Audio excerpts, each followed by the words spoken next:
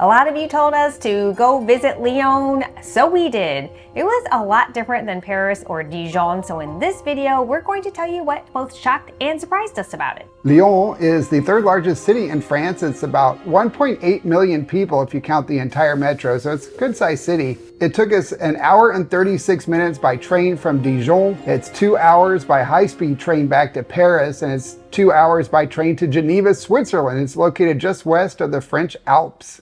Many of you recommended Lyon because I said in the Paris video that Paris was just a little bit too big for me, and I'm so glad you did because we had a lot of fun checking it out. We started in the Old Town area, or View, which is also a UNESCO World Heritage Site, and it was really cool. It's like a windy little area with narrow alleyways and cobblestone streets and some funky stores and restaurants and a little bit of parks and some incredibly beautiful churches. We even stumbled across this really funky clock called the Charvet clock, which was just unbelievable. Yeah, they also have the astronomical clock. It's kind of famous, but some crazy person went in and destroyed it a few years ago and they're still repairing it. So it was completely covered while we were in there. We couldn't see it. Yeah, I was disappointed. I really wanted to see that, but the church itself was amazing, and it is nice that we could go in and cool off too, because it was kind of warm that day. It was pretty warm. My favorite part, as always, is the Roman ruins. I cannot believe everywhere we've been in Europe, there are Roman ruins.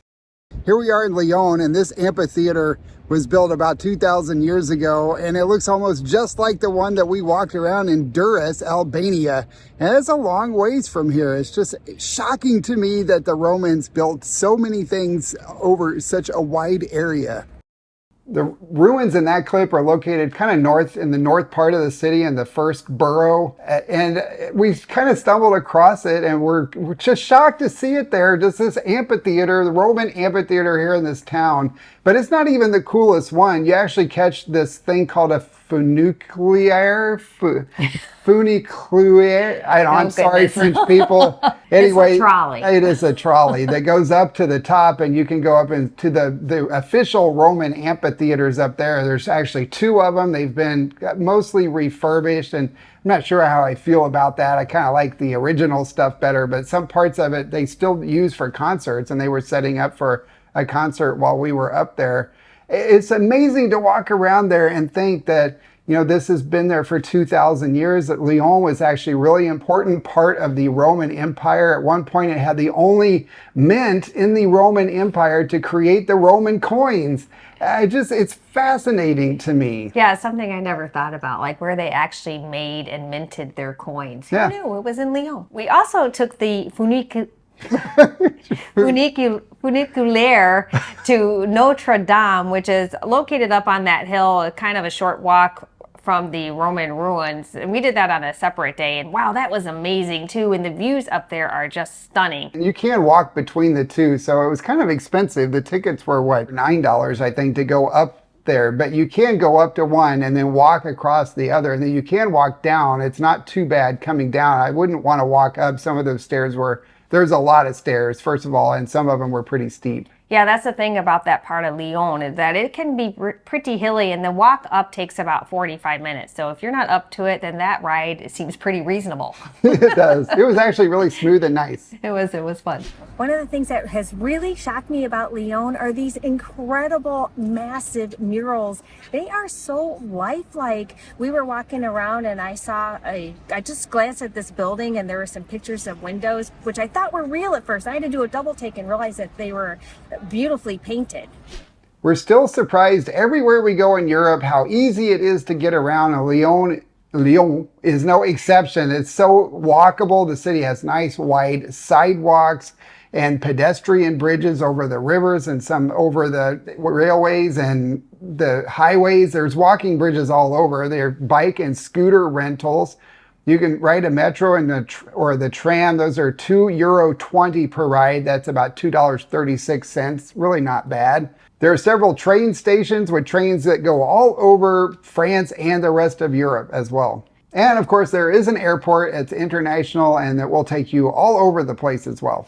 Yeah, that was another reason why we chose to come to Lyon, because we were able to fly to our next destination. But now I also understand why you guys said it would be easier for me than Paris, because we could walk a lot further and in the same amount of time it took us to take the metro into town. We were able to walk, and then we could just zip across town taking the metro. So it's really nice to have all that public transportation and to be in a more compact city, but it didn't feel overly crowded or compact to me. So that was pretty awesome. Even though the sidewalks are nice and wide and flat in the main shopping area and in view, there are stairs around there. So if you want to go look at the murals or walk anywhere over on that western side, there are a lot of stairs. You can take the metro or the funiculaire to avoid those, but there's still a lot of stairs around the outside of the city. Yeah, we went to that hike to see that one I stood in front of. The mural. Yeah, that one mural, and we were pretty tired after doing all that walking because of those stairs. And those cobblestone streets, I mean, they're pretty flat, but they're still uneven. So if you have issues with mobility, you may not want to go to that part of town.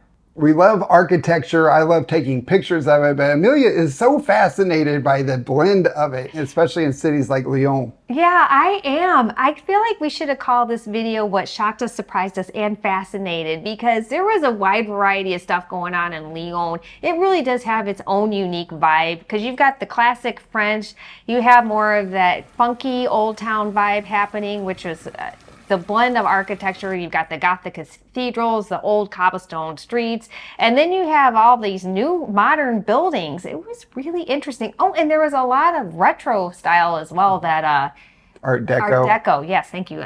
I just and medieval. And medieval. I know, it's got everything. It does pretty much have everything. And over in the Confluence Park area by the big mall, they're building these really cool geometric shaped buildings that look like they're just made out of building blocks, and it kind of futuristic looking, or like retro future. Remember, you know, it's like 60s futurism. It's incredible, the designs that they have in this city. Yeah, it's very creative. I really do appreciate the blend. I mean, your eyes do not get tired looking at stuff, let me tell you. Yeah, that leads us to the next point, though, is there's construction everywhere. Yeah. My goodness, they are either building new buildings or renovating old buildings everywhere you go. You want to wear like eye goggles down some of those streets because there's so much construction dust and things floating in the air. We were really shocked by that. Well, and a lot of road work too. So you definitely need to give yourself some extra time if you plan on driving around there. There are a lot of parks. So if you like to hang out in green parks, there's a really nice one called Confluence Park. That's where the two rivers meet, the Rhone and the Somme. I'm not exactly sure how to pronounce it. Sorry, French people. But it's where the rivers meet, and you can walk all the way out to the point. That was fun. But there are other green parks too, and gardens that you can go sit in and enjoy the flowers and the trees. It's just amazingly beautiful. And it's dog friendly. A lot of people ask us about dog friendliness. We even saw a sign that said dog friendly. We saw dogs in restaurants. In fact, there was like a chocolate lab or I think it was a Weimaraner. Weimaraner that was in a restaurant. In fact, it was at George's Brasserie, or that famous restaurant that's in Lyon, where it's been around for almost 200 years. Jules Verne ate there. We went in there and had drinks and snacks, and there was a big dog under the table next to us. Unfortunately, I didn't get a picture of it, though. He was cute. He was. What's next, Amelia? The allergies. Oh, yeah. The allergies were brutal. So we were pretty shocked by this. It was bad. But I think that it's also because it was crazy windy. Yeah, it was so windy. We couldn't film audio outdoors except those couple clips that you already saw. It was just so windy that even with our windshield on our mic, it just cut out completely. And we're really disappointed because we wanted to film this video while we were walking around the city to show it to you like we did in Dijon, but it just wasn't possible.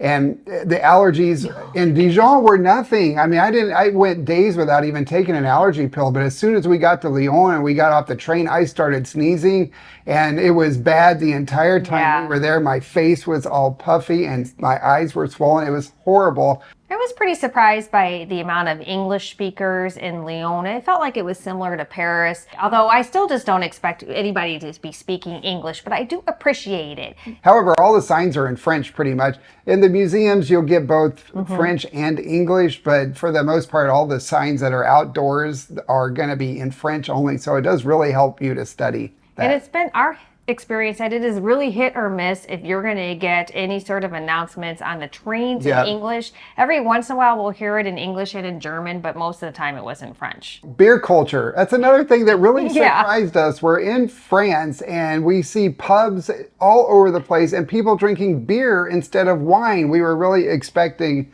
to see more wine in this region. Yeah, I was shocked by the amount of beer pubs we saw in Lyon. I was not expecting that at all. I mean, it's not a judgment, and maybe that was stereotypical of us to think it should just be wine. They do have a wine region there, but that one was a bit of a surprise. It was, especially how many. It was like Starbucks in the U.S. There were beer pubs in Lyon. The hobby schools also were surprising to us. We saw not only pottery, which it really isn't that uncommon. We saw a knitting and crochet school, like a school to go learn how to knit and crochet. Yeah, and it was open every day, man. If I was there, I would have gone. I love to crochet, and I haven't done it in a long time. So that one was a big surprise to me, too, because my mom taught me. I've never, ever seen a place dedicated to learn how to knit and crochet anywhere. Yeah, it was interesting. It's just not something that you see. No, I think it adds to the unique vibe of Lyon. And it's a neat thing to go do, you know. It helps with quality of life to have cool things to do. Yes, it does. All right, next up is good shopping. Amelia loves to do the shopping. This is where she bought this dress. And it really wasn't that expensive. What was that, 27 euros? 27 euro. 27 euros for this awesome dress. But there's plenty of shopping. There's a pedestrian area, although that was under construction, so that was a little bit tricky. And then, of course, you still get all of the chain stores, but this one I bought at a little French boutique. The lady did not speak any English. No, well, she did say beautiful. She didn't say beautiful a lot. Beautiful. Okay, she spoke one word of English. Part of this is that it's more casual there. I mean, if you're in France, when we were in Paris, people dress a lot nicer, but we were expecting that to be more similar in Lyon. But people were dressed a lot more casually, lots of shirts and shorts or t-shirts and shorts. And yeah, it was definitely it's just a more laid back atmosphere, I felt, in general, compared to Paris and even to Dijon, really. Yeah. People were a little more dressed up in Dijon. Another thing that shocked us is the groceries are really cheap. They're so affordable, and it's France, and you would expect them to be more expensive, but they really weren't. We're going to go into detail in a future video we're going to share all of our costs while we were in France for 7.5 weeks, almost 2 months in France. So we're going to share is that right? It's almost, right? I think so, yeah. We'll share all of those expenses in a future video, but the groceries... You're going to get shocked by I know, you'll be shocked by the groceries, but you'll be equally shocked by the restaurants. They're so expensive. Yeah, it definitely seems a bit out of whack, but I think that's because they include the service charges. So you don't tip on top because it's included in the bill. And the service was good, so we have no complaints. And we just weren't expecting them to be so pricey. Yeah, we actually only ate one full meal out because we got sticker shock from the menus that they put out front. We did get snacks and drinks a couple of times, but we're kind of freaking out about our budget after we did our cost of living video. Amelia and I are both like having a little bit of a rude awakening, so we haven't been trying not to spend as much money. Well, I know we're going to recoup all of that. It's going to balance out quite nicely and go the other direction, which is going to be this way once we get to Southeast Asia. Yeah, we'll be back in Eastern Europe soon and then on to Southeast Asia where we should save even more money. Yes. So the housing is also super expensive in France. It's the most expensive part of our stay in France. And the Airbnbs were super expensive. You're looking at like $100 a night for a pretty simple, basic one bedroom that's not even in like the city center. It's like outside. And the neighborhood that we stayed in, kind of south of the main shopping district, was actually not even listed as that safe of a neighborhood. We're right by a train station and we felt safe there, but I liked the neighborhood. Yeah, it was nice, but I wouldn't walk around there at night probably very much. No, not after dark, but it doesn't get dark until 10 in the summer, so that's basically past our bedtime anyway. If you want to buy a house, prices aren't really that unreasonable, but the rent has gone up in recent years. Right, exactly. And I also read that because of what's happening with their economic situation, that mortgage rates are higher, so not as many people can afford to buy, so there's more people renting. Exactly. All right, the next thing that surprised us are the unisex bathrooms. We actually saw this throughout France, and Also, they have in the men's restroom, normally I'm used to a urinal where you stand in front of a porcelain thing and do your business. And in a lot of the places, they were troughs. So like when you see in a football stadium in the United States where you go and it's like a big trough. I find that very strange, especially when there are women walking behind me while I'm going to the bathroom. It's just a little odd. It's only odd because we're from the United States and this is doesn't happen there. We don't have unisex bathrooms where men and women go in the same door and the women go into a stall and close the door and the men go into a trough room. Yeah, I mean, normally it does kind of split. So I didn't actually see the trough, but... Well, you didn't go in the one bathroom I did not go in the one you that really did. inspired us mentioning Yes. this because it was. I mean, it was one room. There was a stall and a trough room, and that was it. And there were women coming in, and it was interesting. It's interesting. It's France. You know, we're in France. Yep. Well, well, either that or you have to hold it. Yeah. Another thing that was different about Lyon than Dijon and Paris and a lot of the other places we've been except for Athens is that they don't stop for pedestrians. The cars did not slow down. A couple times they sped up while we were crossing the street. We saw cars honking at pedestrians. We hadn't seen that since Athens. That was really surprising to us. It just didn't fit with the rest of France from our perspective. Yes.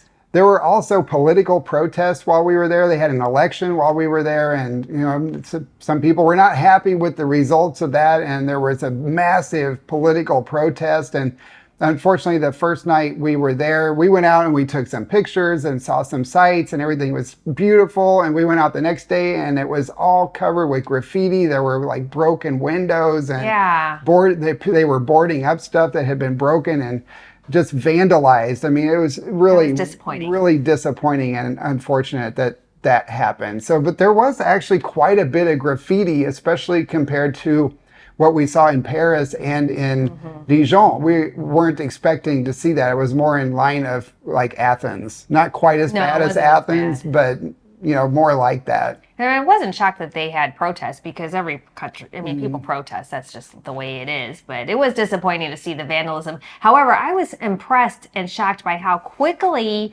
the powers that be got out there and cleaned up the graffiti on the monuments, because we went out the next day, we took the same route, and that had all been cleaned off. Another thing that really surprised us in a bad way was the amount of homelessness and people we saw this in Paris, a little bit in Dijon, but in Lyon, it was pretty bad. A lot of people with mental health issues like Tourette's syndrome and just dementia, or just people just obviously need to be in a facility and having someone take care of them. We saw it a lot. We even saw a tent city on our drive from Lyon out to the airport. That was kind of It's just shocking, sad. Yeah. It's not something we've seen very much in Europe. No, especially France. I mean, I just wouldn't expect that out of France.